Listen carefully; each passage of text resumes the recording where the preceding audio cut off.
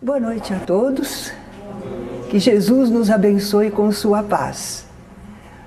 O nosso tema hoje são os obsessores, porque nós estamos falando do trato com os espíritos, não é? Então, os diferentes tipos de espíritos que costumam comparecer nas nossas reuniões mediúnicas. E vamos primeiramente saber o que é um obsessor. É um espírito mau. Por que nós dizemos que é um espírito mau? Porque pelo que ele faz, ele assedia um outro espírito. Ele assedia um espírito encarnado ou um espírito desencarnado, porque entre eles também pode haver obsessão. E o objetivo, o intuito dele é prejudicar. Esse espírito quer perturbar, quer prejudicar a criatura sobre a qual ele está influindo. É um assédio que ele faz, é um cerco constante. Ele age consciente e voluntariamente, por isso nós o chamamos de obsessor. Porque pode até existir algum espírito que, sem saber, está incomodando, perturbando a um outro, não é?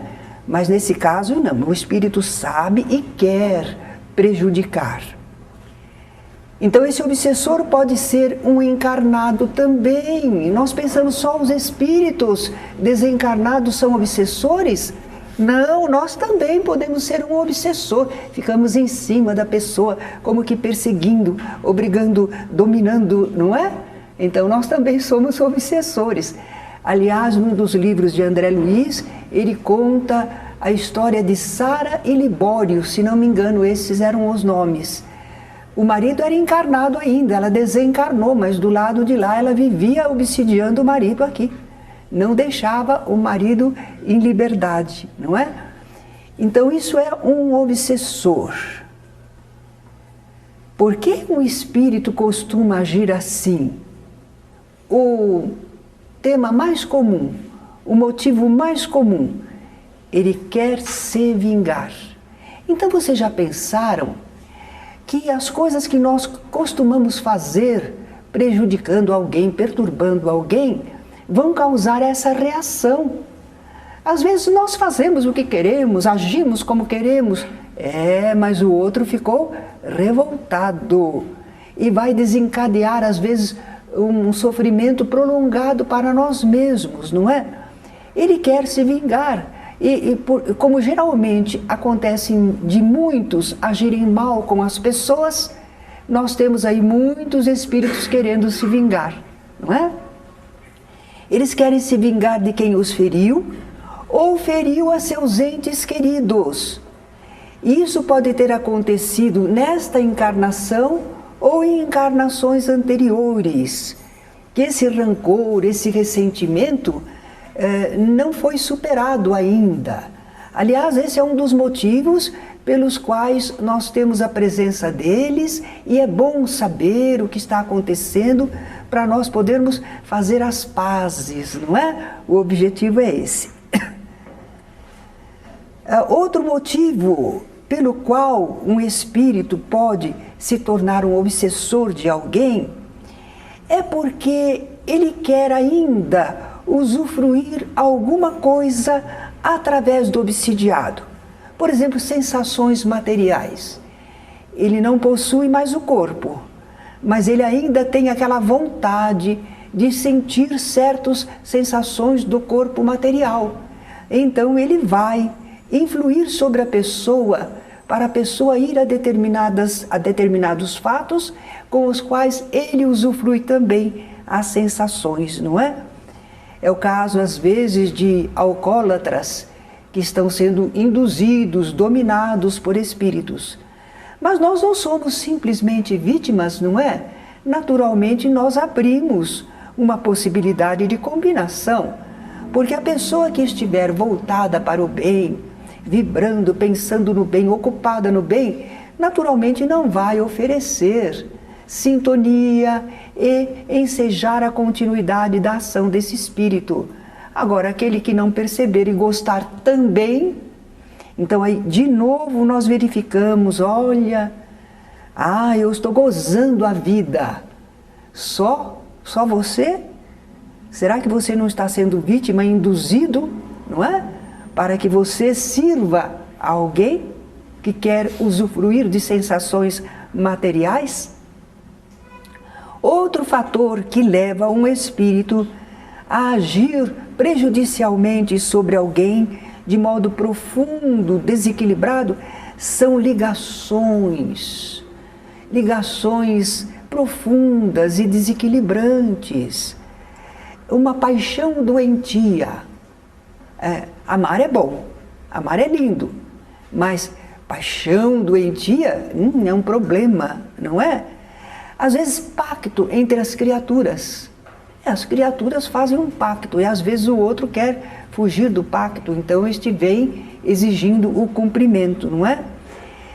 São atitudes que deixam alguém dependente de outro. Por que é dependente? Talvez aquelas causas anteriores, mas às vezes é porque não faz valer a sua vontade, porque não coloca o seu pensamento no bem, não ocupa a sua vida, então fica fraco, fica na dependência. Quem pensa mais forte consegue sugestionar. E a pessoa está meio negligente na vida, né? Então, por isso que pode acontecer. Neste ponto aqui, eu ouvi um companheiro que já é desencarnado. Ele era um grande orador, uma promessa maravilhosa no movimento espírita. Ele era jovem, era advogado, e a gente achava que diziam que ele tinha voz de veludo e fazia palestras lindíssimas. Mas ele contou para mim que ele sofria uma presença não só de um espírito, de um grupo de espíritos que eram ligados à Igreja Católica, porque ele, em encarnação anterior, fora da Igreja Católica, mas agora ele estava encontrando o Espiritismo.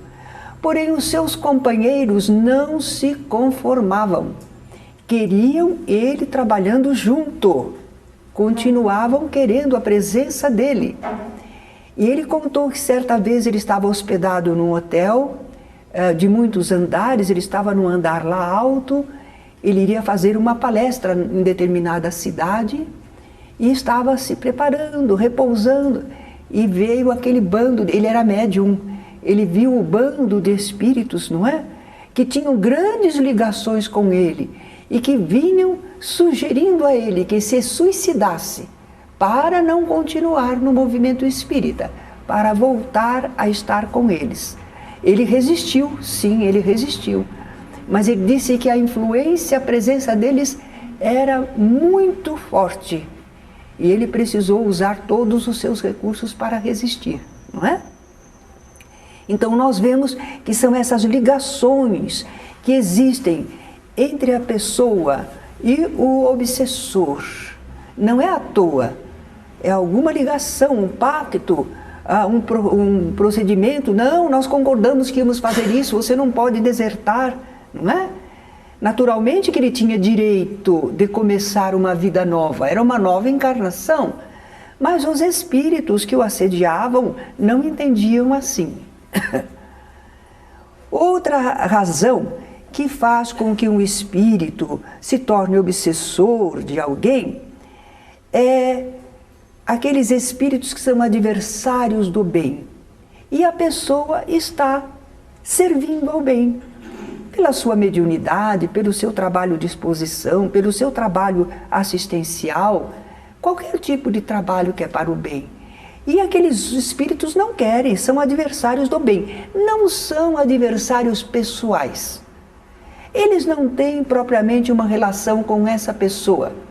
Mas essa pessoa está trabalhando para o bem e atrapalha o que eles querem fazer.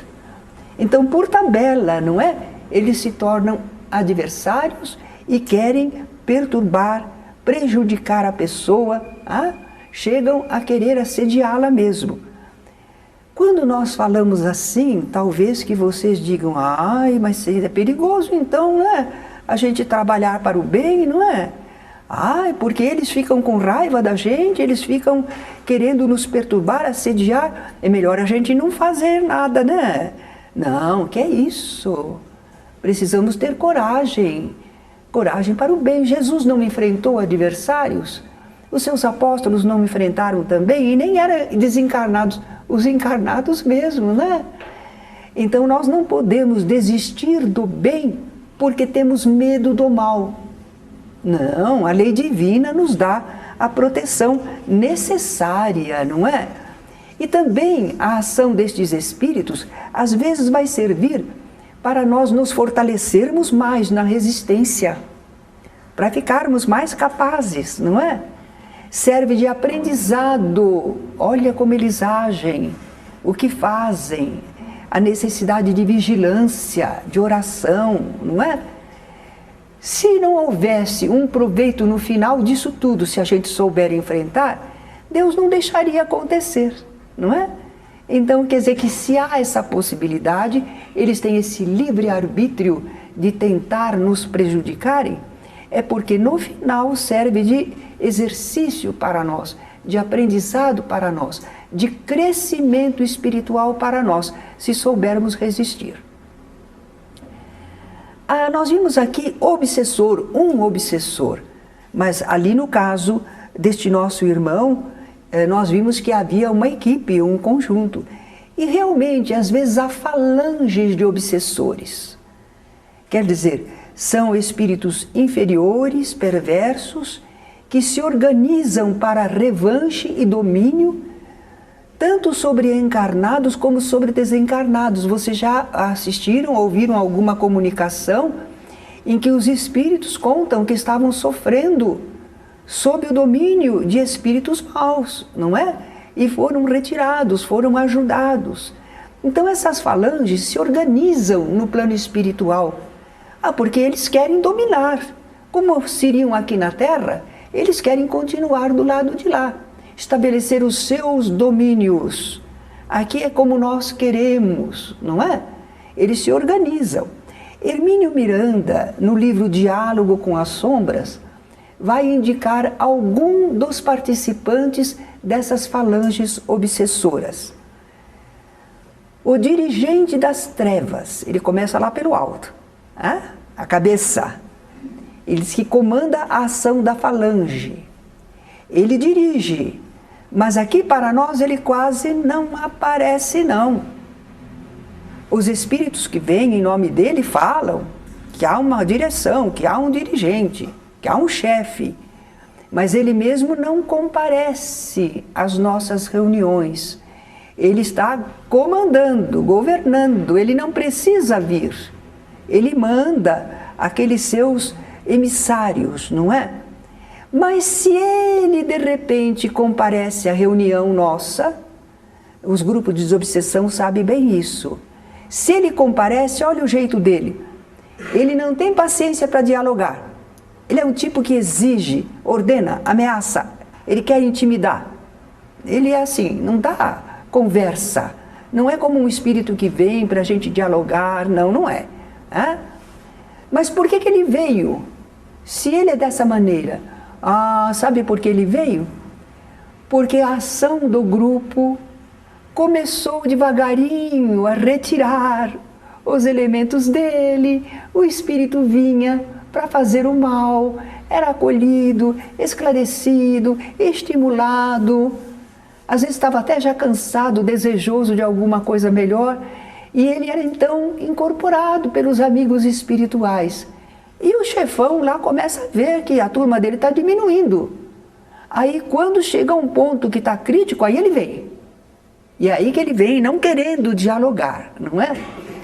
Mas naturalmente nós estamos sob o amparo de uma equipe espiritual também, muito bem organizada.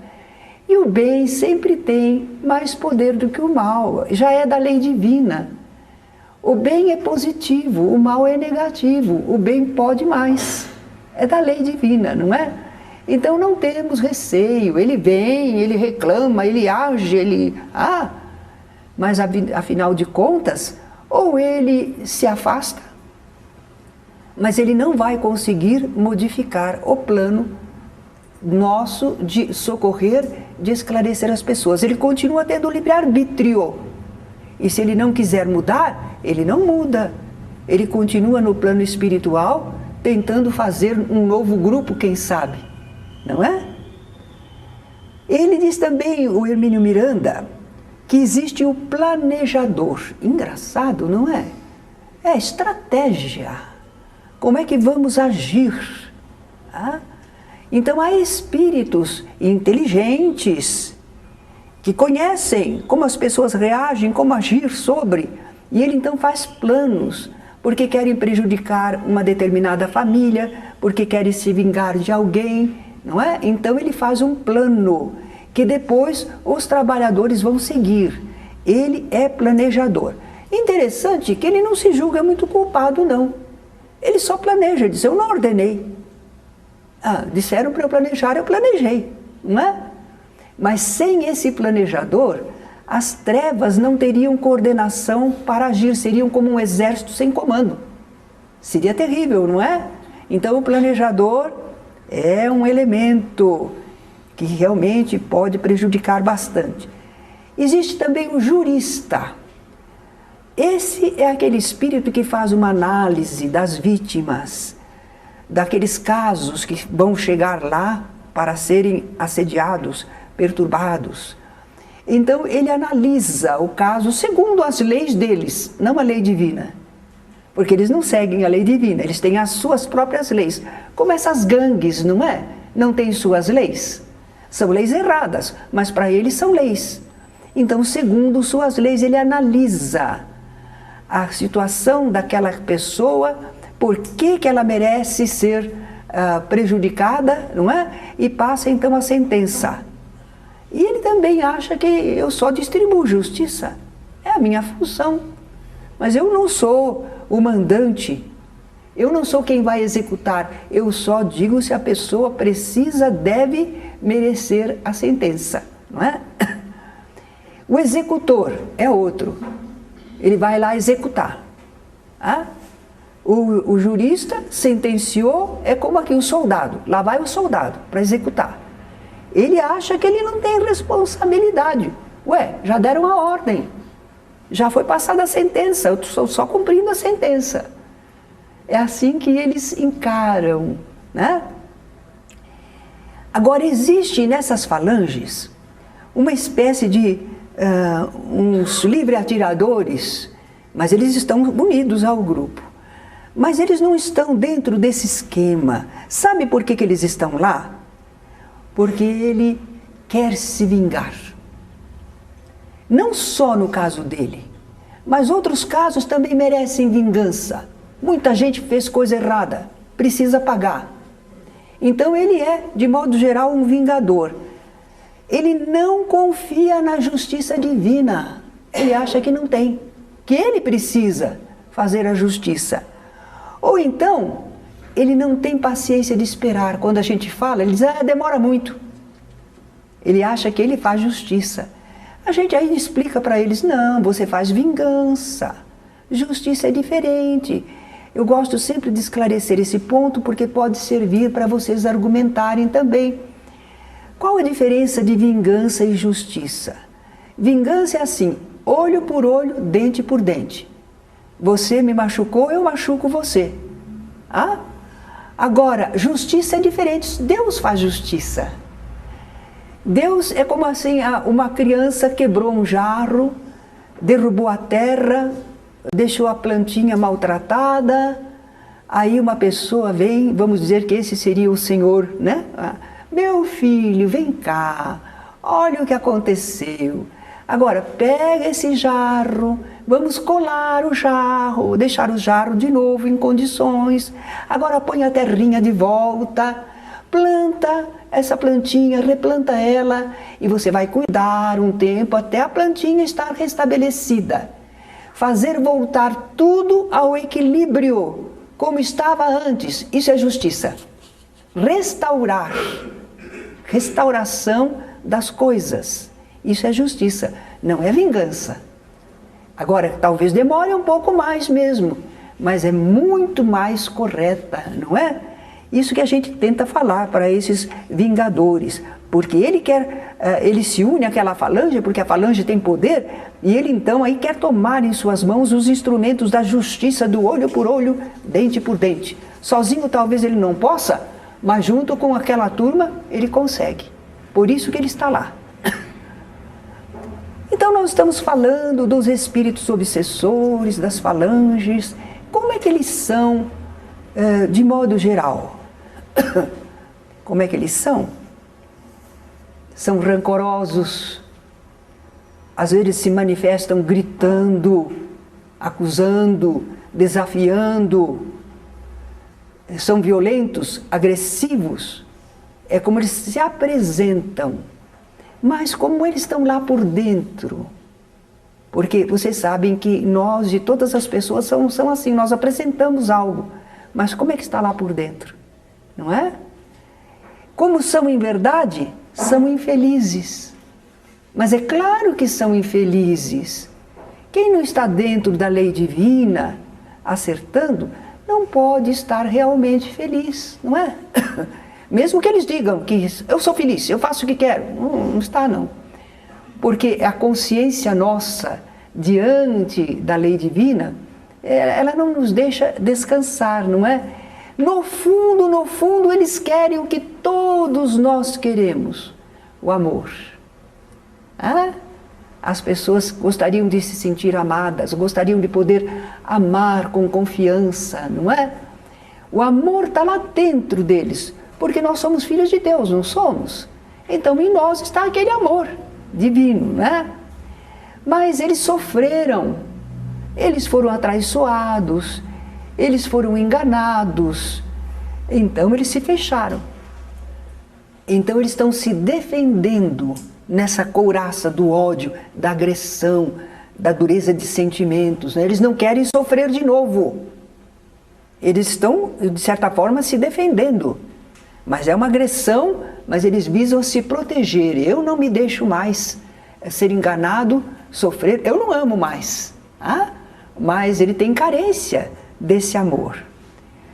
Alguns deles, lá no fundo, querem retomar o caminho da evolução que eles abandonaram lá atrás. Eles gostariam de serem convencidos de que estão errados. Como é que é o seu erro? Mas se ele achar que eu errei mesmo, aí ele vai ter que enfrentar consequências. Ele sabe a lei divina. Todos nós temos assim esta preocupação, não é? Das consequências do que fazemos, porque existe a lei divina.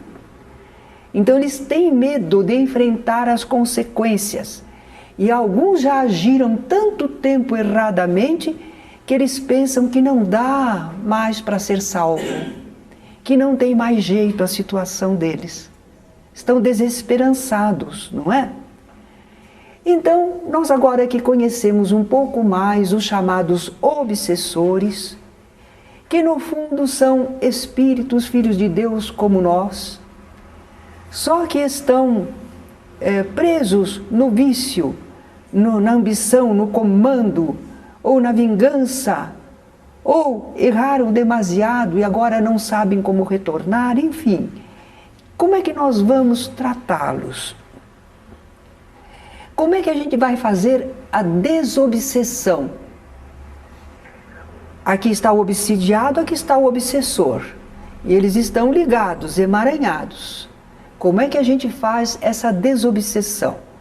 Bom, nós vamos agir sobre os dois, no que for possível. O obsidiado, aquele que está sofrendo ação obsessiva, nós vamos procurar esclarecer, não é? Porque a pessoa não sabe por que ela está sendo assediada, nós sabemos. Nós conhecemos graças à doutrina espírita, mas a pessoa não sabe o que é isso que me acontece, por que esse espírito faz isso comigo? Toda a minha vida está ficando atrapalhada, não é? Então ele não sabe que muitas vezes a atitude deles está causando os vícios, o modo agressivo da pessoa, a revolta diante das situações da vida. uma série de coisas ele está provocando, ele está abrindo campo, não é? Para o obsessor. A gente precisa esclarecer a pessoa, sem calcar a mão para fazê-lo sentir-se infeliz. Mas vamos esclarecer, sabe? Na vida, quando nós agimos de determinada maneira, estabelecemos ligações, não é? No mundo é assim, é uma sintonia. Então nós estamos aprendendo com Jesus, vigiai e orai, para não cair em tentação. Vamos orientar, esclarecer, porque a pessoa não sabe nada de realidade espiritual, de lei divina. E nós vamos ajudar esclarecendo. Vamos também orientá-la, como agir. Nós vamos procurar fazer que a pessoa cuide mais de si, não ofereça campo para o obsessor, não atenda aos seus comandos, às suas sugestões. E principalmente, houve um caso que um rapaz nós estávamos atendendo, ele sofria um processo obsessivo, ele sabia, ele queria se libertar. E ele vinha à casa espírita, ele assistia a preleção, recebia passe, o nominho dele estava lá na reunião, em assistência, mas já fazia 2 anos e não havia melhoras. Até que eu tive assim despertada a minha atenção e conversei com ele. Escute, como é sua vida? Porque faltava essa orientação. Ele continuava na vidinha dele. Ele não tinha mudado nada. Faltava ele se interessar pelo próximo, fazer o bem. Ele estava lá, aguentando as pontas, sofrendo os problemas, não desanimando, mas não fazia o bem. Ele não ocupava a sua vida em nada de bom. Só o essencial da vida para manter a vida. Ora, faltava para ele merecimento, para ele ter uma proteção maior. Ele tinha que, não é dando que se recebe, ele tinha que ajudar o próximo para ser ajudado também. Ele faltava esse trabalho no bem. E por isso que ele não sarava da obsessão. Ele não tinha entendido isso ainda. E nós precisamos prestar atenção nos companheiros, estimulá-los à assistência fraternal, ao trabalho em favor do próximo. E não precisa ser obrigatoriamente na casa espírita. Às vezes a pessoa mora pertinho de uma creche, mora pertinho de lugares que fazem assistência a enfermos, a necessitados. A gente diz, vai lá, vê o que você consegue ajudar. Dá um pouquinho da sua presença. Porque não precisa que ele venha trabalhar na casa espírita. O que ele precisa é abrir o coração para o semelhante, aprender a amar e a servir. Outra coisa que nós também podemos fazer para ajudar quem está obsidiado é aplicar passes e recursos magnéticos. Por quê? Porque a pessoa, quando está sob assédio de um espírito obsessor, ela gasta muita energia. Seus fluidos ficam prejudicados, porque são pensamentos negativos, pesarosos. Ela fica enredada nos fluidos maus que o espírito constantemente está emitindo sobre ela. E ela precisa então se libertar disso, mas sozinha ela não consegue ainda, porque ela ainda não tem o preparo, não tem a consciência, não tem o esclarecimento. Então é por isso que nós aplicamos passes revigorantes, reconstituintes na pessoa que está sofrendo obsessão. Ela precisa, ela está desgastada.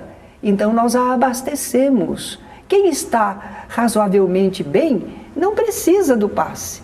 Mas essa pessoa está sob uma influência muito prejudicial, não é? Nós vamos abastecer a pessoa com fluidos bons. Só que esses fluidos bons, se ela não sabe ainda manter, já lá na esquina, um pouco adiante, ela já está gastando indevidamente, não é? Mas nós vamos procurar abastecê-la, senão ela não consegue resistir. Sozinha ela não consegue, não é? E o obsessor, nós estamos ajudando aí em relação ao obsidiado. E o obsessor? Nós não vamos dizer vá de retro Satanás, não é? Não, não vamos. É um irmão, é um espírito que também está equivocado, está sofredor, está perturbado também. Ele está perturbando, mas ele está perturbado igualmente, não é? Por que será que ele chegou a esse ponto? A razão de sua revolta, do seu ódio. O encarnado, será que foi simplesmente uma vítima, tadinho do encarnado? Muitas vezes os espíritos obsessores dizem, vocês estão cuidando muito bem dele, vocês não sabem o que essa pessoa fez.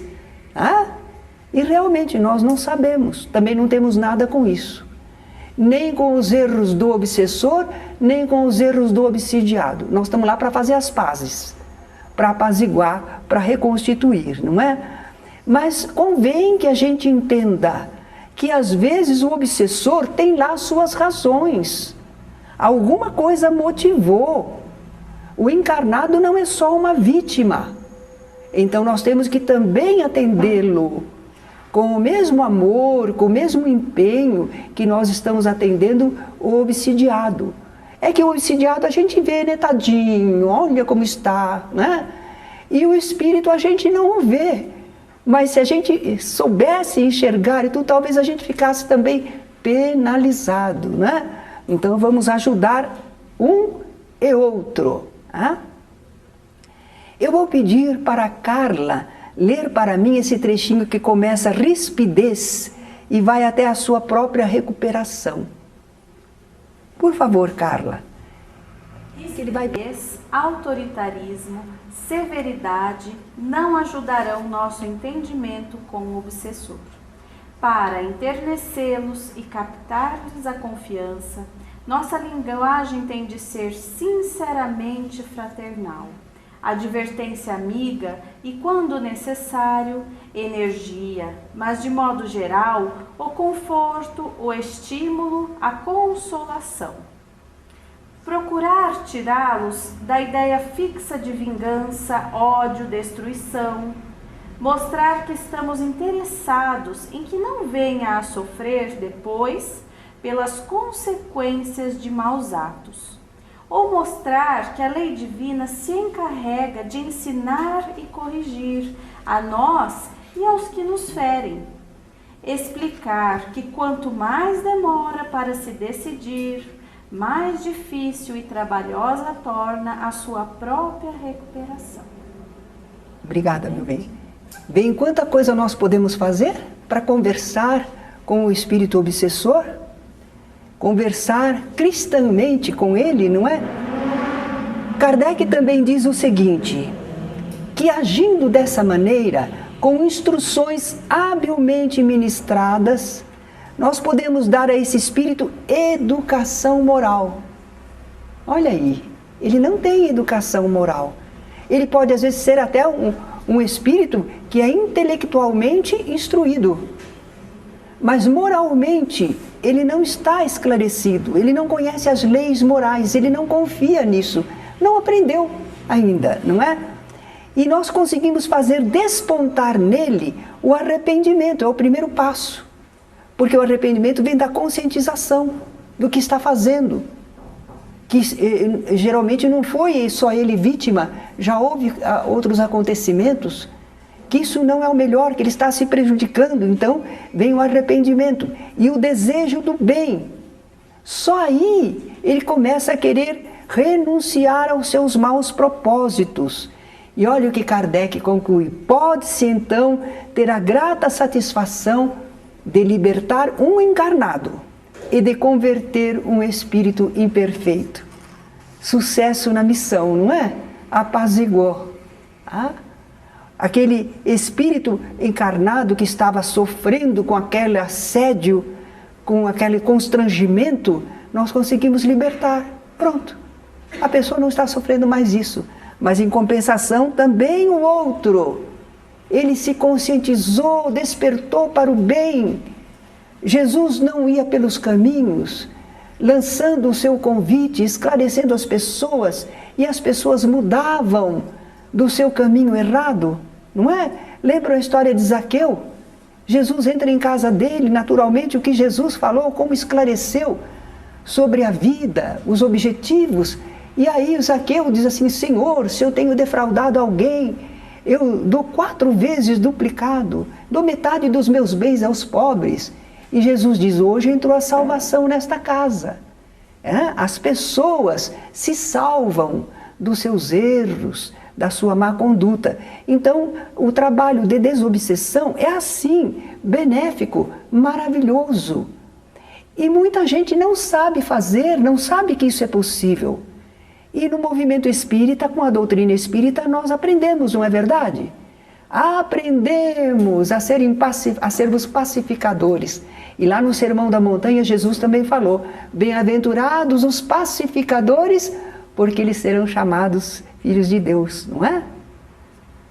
Bem, a nossa atitude diante dos obsessores, porque nós temos esse objetivo, de libertá-los, de melhorá-los, mas por enquanto, como é que eles se apresentam?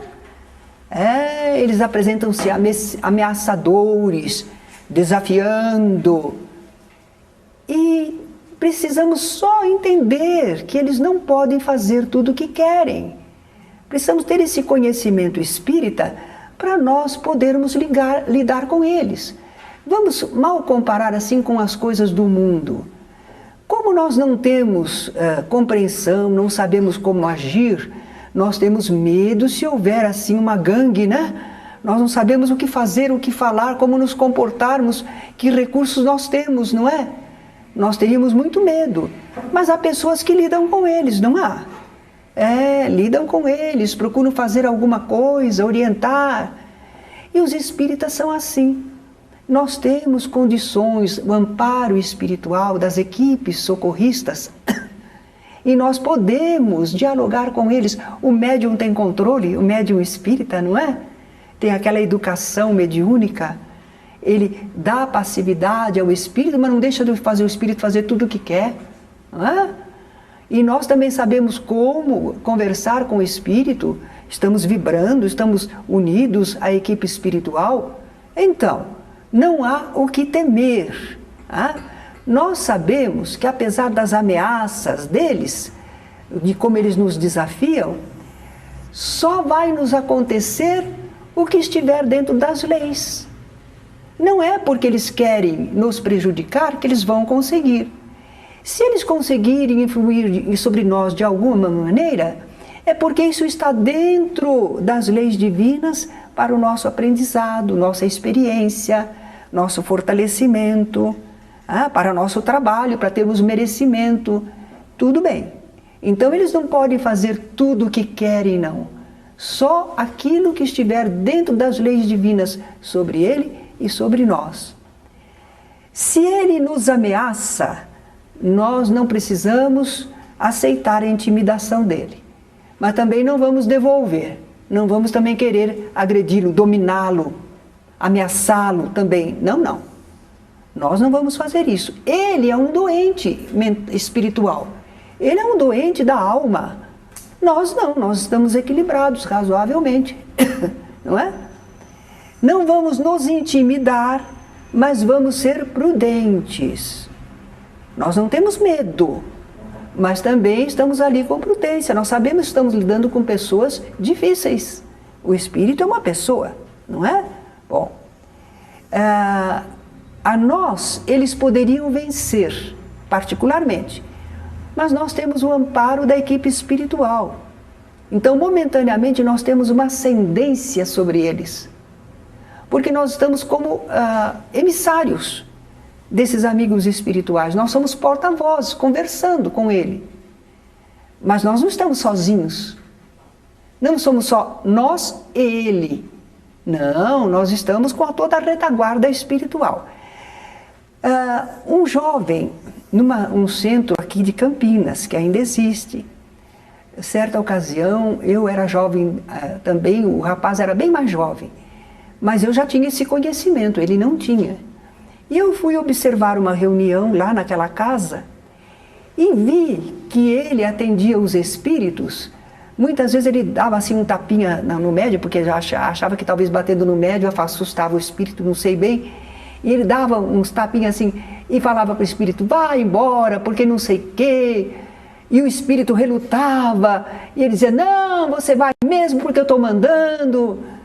era incrível, e ele ainda sorria, o jovenzinho, né? Devia ter uns 22, 23 anos, sorria, fazendo aquele serviço, como acho que vaidoso, que todo mundo via que ele mandava nos espíritos, não é? Quando terminou a reunião, eu esperei por ele e falei, olha, não faça mais isso.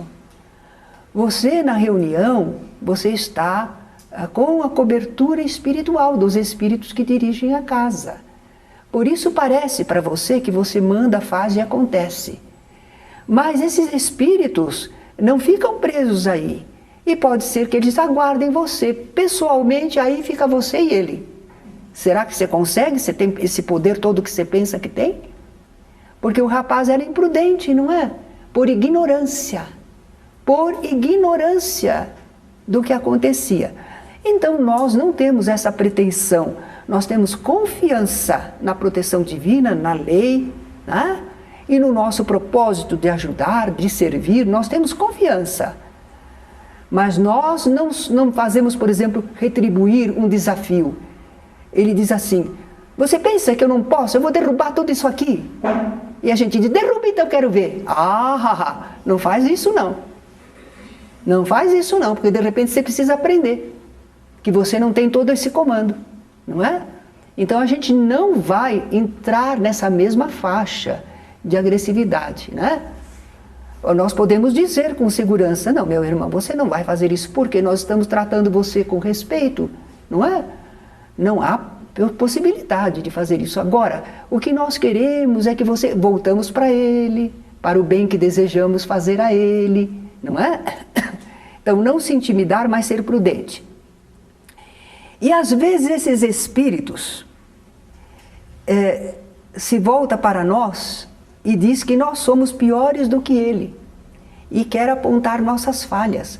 Geralmente a equipe espiritual não permite que eles fiquem apontando nossas falhas, mas de modo geral eles podem dizer, você pensa que é melhor do que eu? Não é não, eu sei que você também tem seus problemas, eu estou vendo, e não fica com medo dele não. Porque será que todo espírito vê tudo o que acontece com a gente, sabe tudo que a gente é? Não sabe não. Não sabe não. Alguns espíritos intelectualizados, dirigentes, poderão talvez ter acesso a isso. Porque está em nós, na nossa vibração, no nosso tipo de ondas mentais, eles podem. Mas não é qualquer espírito não. Mas eles falam. E se a gente não souber que eles não têm esse acesso, a gente fica com medo, fica com vergonha, não é? Fica temeroso. Não tenha medo. E depois a gente aceita, né? Eu sei, meu irmão, que eu tenho ainda muitos defeitos, sou um espírito ainda precisando de evolução, mas nós temos o desejo de ajudar e ele ainda não tem, quer o de perturbar. Então nós temos autoridade moral sobre ele, não é? Se nós usarmos de humildade, paciência, tolerância, mesmo na sua dificuldade, eles acabarão respeitando o nosso esforço sincero. Ele está sentindo, ele está observando que nós não temos vibração, uma animosidade contra ele, que o nosso desejo é de paz, é de ajudá-lo, não é? Eles vão respeitar isso. Às vezes, um espírito obsessor discute e grita. Nós podemos até pedir a ele, meu irmão, não há necessidade de gritar. Estamos falando num tom normal, mas nós não vamos gritar em resposta, nem discutir em resposta. Discussão é um clima bom para ele, não para nós. Nós estamos na fase de esclarecer, de consolar, de alertar, de pacificar. Então nós não vamos acompanhá-lo na discussão, gritaria, não. E para isso a gente precisa ter disciplina nas emoções e sentimentos. Não é um exercício muito bom para nós? Não é? Esse trabalho requer de nós esse exercício. E vai ser bom porque nós fortalecemos essa nossa compreensão, o nosso controle emocional. E vai servir para nós na vida, não é? Agora é interessante que às vezes esses espíritos, eles falam da vítima, falam de uma porção de coisas, falam da gente, mas eles não querem revelar o fulcro do problema, o ponto deles. Eles não querem. Eles protegem direitinho. Mas conversando, observando o que ele fala, como ele age, às vezes a gente percebe qual é o problema, não é? É o medo que ele tem de não poder ser aceito mais por Deus, não é? Ele acha que não dá mais, que a carga vai ser pesada demais, a justiça divina, se ele quiser se modificar. Ou o medo que ele tem do dirigente das trevas lá, não é? É o medo que ele tem, não posso mudar porque eles me maltratam. Né? Ele não quer falar, mas a gente vai conseguindo encontrar o ponto, né? Outra coisa que eles podem querer fazer, isso a gente aprendeu com a Deise. A Deise tem muita experiência nesse campo de desobsessão, né? E ela contou para nós que certa vez um espírito propunha assim uma barganha. Olha, vamos fazer um trato. Né? Eu não vou fazer tantas coisas para essa pessoa, mas você também não vai ficar orando por ela. Eles querem fazer um trato. Querem uma barganha. Nós não podemos aceitar. Mas a Deise, em vez de dizer simplesmente, não, eu não posso aceitar, ficava, eu aceito, aceita, não aceita, né? Ela disse, olha, sabe, eu aqui sou uma atendente, fala com os nossos dirigentes espirituais, não é? Conversa com eles, se eles derem a ordem, não sou eu não tenho autoridade para fazer barganha, pacto com você. Então fala com eles. E aí o espírito dizia, eles são como vocês. Quer dizer, não tem trato, não é? Não tem a barganha. Outra coisa que o espírito obsessor também pode fazer nesse diálogo que nós estamos tendo com ele, ele chega e ele fala, emenda um assunto no outro. Por que ele está falando sem parar?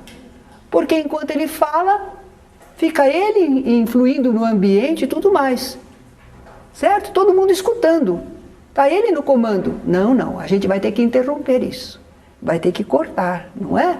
Não podemos permitir que ele fique falando, porque ele precisa ouvir. A gente ouve um pouco para entender qual é o problema dele, como ele se sente e tudo. Mas em seguida nós temos que falar. Nós não vamos falar o tempo todo, vamos dialogar com ele. Mas temos que cortar aquele monólogo que ele está fazendo. Senão fica influindo no grupo todo, não é? Ele fica como que dominando. E não adianta, porque não ajuda ele, não é? Então nós vamos insistir com firmeza, lógica e amor. E esses espíritos são espertos. Eles às vezes querem envolver o grupo, porque estamos só nós, né? Através do médium ele e nós dialogando com ele. Ele vai fazer como fazem algumas pessoas em certas assembleias, em certos encontros, e mesmo alunos às vezes na aula, que começa a debater com o professor e depois ele procura os coleguinhas para concordarem com ele. Você não acha que é assim? Eu acho que você já experimentou isso. Certo? Eles estão procurando o quê? Minar a autoridade. Então a gente vai entender isso e não vai permitir. Vamos alertar os participantes. Certa ocasião, um espírito obsessor se comunicou e procurava influir sobre o grupo, dizendo assim: eu sou Satã, vocês não estão percebendo as minhas asas negras? Eu estou expandindo as minhas asas negras sobre vocês. E vocês começam a sentir os efeitos dessas minhas asas negras. Vocês vão ficando frágeis, vocês vão ficando tolhidos. O que ele estava fazendo? Sugestão hipnótica, sugestão mental. E o dirigente vai deixar, o dialogador vai deixar? Não, tem que cortar isso. Não é? As pessoas do grupo já devem estar alertadas, quem trabalha com desobsessão já sabe que não deve acompanhar. Mas se for um grupo inexperiente, o pessoal diz, Satã está aí mesmo, né? E ele tem poder, não é? Então, eles às vezes procuram envolver o grupo e a gente não deixa que ele faça isso e alerta as pessoas, alerta os companheiros. Vigilância, oração, certo? Não acompanhemos. Temos que falar ainda de um tipo de obsessor que é ligado ao campo religioso.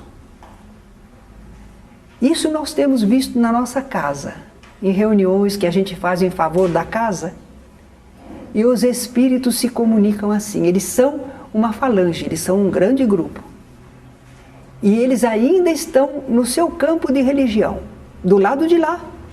Eles desencarnaram, sabem que estão desencarnados, mas eles não querem mudar. Eles querem continuar com o grupo deles, que tem poder, que eles se unem, fazem o que querem, não é?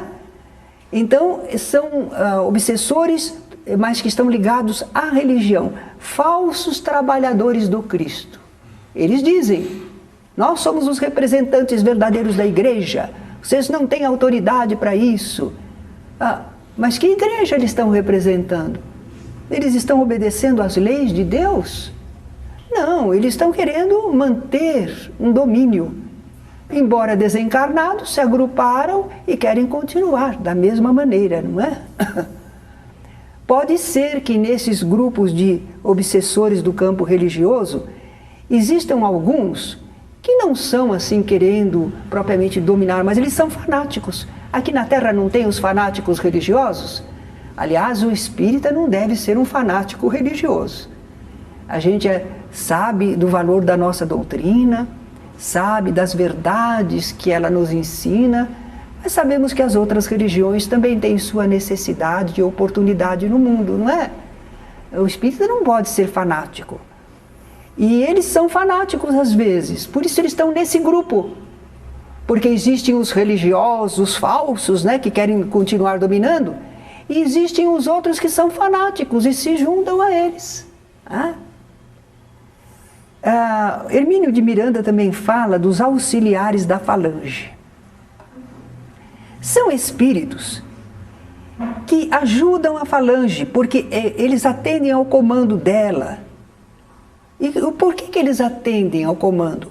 Uns deles estão subjugados e eles têm medo de serem punidos se não obedecerem. Isso é extraordinário. Eu tive assim, experiência num caso que a pessoa não era nem espírita, tudo, mas estava subjugada, e um espírito que se comunicou, ele dizia isso: sabe, eu não tenho nada contra essa pessoa, mas eles me mandam a fazer isso com essa pessoa, e se eu não fizer, eles me batem. Então existem agressões também no plano espiritual, mentais, fluídicas, não é? E ele fazia aquilo não porque ele quisesse, para não apanhar. Então há espíritos que são auxiliares da falange porque estão subjugados.